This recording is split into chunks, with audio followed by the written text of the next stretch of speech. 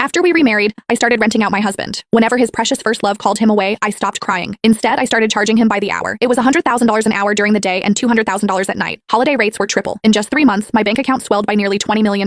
Silas was supposed to help me pick out a gown for the gala. Then Mindy called, sobbing that she had nicked her finger while cutting vegetables. I didn't even look up as I held out my phone with the payment code displayed. In the middle of the night, I came down with a raging fever. Silas was driving me to the hospital when Mindy texted saying the thunder was too loud for her to sleep. I calmly pulled out my umbrella and told him to drop me at the next intersection. Seeing his hesitation, I just smiled. Don't forget to wire the money. Then came the day of my daughter's scheduled heart checkup. Mindy called again. Hugo wants to go to the theme park. He needs a man to go on the big coasters with him. Silas hung up and turned around, about to give my daughter an excuse. Maisie beat him to it, holding out her hand just like I did. It's okay, Daddy. Just pay up. Today is a triple rate day. Silas's face twisted, his guilt instantly replaced by anger. He stood up and pointed a finger at me, his voice trembling with disappointment. Jade Sterling, is this really how you're raising our child? I calmly pulled Maisie behind me. What's wrong with it? If she can't have love, she might as well have money. I didn't learn that lesson until after our first divorce. Why shouldn't she learn it now? Silas was speechless. His phone rang again and Mindy's son Hugo yelled through the speaker. Uncle Silas, hurry up! You promised to ride the Iron Dragon with me 100 times. Maisie gripped the hem of my shirt tightly. Noticing her movement, Silas actually hesitated for once. He reached out, trying to pat her head.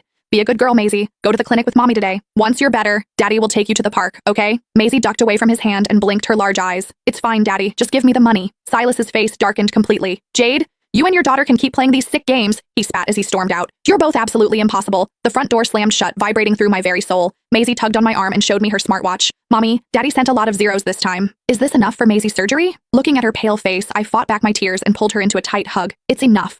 Once you're done with surgery, Mommy is taking you far away from here. While waiting for the test results, several notifications popped up on my phone. It was a tabloid leak of Silas at the theme park with Mindy and her son. The caption read, "Billionaire Silas Sterling spotted with new flame. The child already calls him daddy." I zoomed in on the photo, looking at Silas's relaxed, genuine smile. I couldn't remember the last time he had smiled like that at me or Maisie. My hand shook as I closed the app. When I refreshed, the post had been deleted. A second later, Silas called. Jade, don't be mad. That was just some trashy media making things up. I've already paid to have those articles scrubbed. I realized he was referring to Hugo calling him daddy. I'm not mad. Kids say things without thinking. Since I've rented you out to them, you should focus on being a good companion. I hung up before he could respond. Maisie's report came back and the doctor said her condition was stable. We could schedule her heart bypass surgery for next month. My legs went weak and I almost collapsed on the floor. When Silas first divorced me for Mindy, he wanted to teach me a lesson. He hired the most ruthless lawyers to ensure I walked away with zero assets. The very next day, Maisie was diagnosed with myocardial ischemia. She was at risk of sudden cardiac arrest at any moment. Because of Silas's influence, no company dared to hire me. No friends or relatives were willing to lend me a single cent. Watching Maisie's health deteriorate, I finally swallowed my pride and went back to him. Finally, today, she was out of immediate danger. After confirming the surgery date, I submitted our visa applications to an agency. A message from Silas popped up. "When are you coming home? I made your favorites." I didn't reply. An hour later, I pushed open the front door. Silas was at the dining table, putting food onto Mindy and Hugo's plates. The cozy atmosphere made it feel like my daughter and I were the intruders.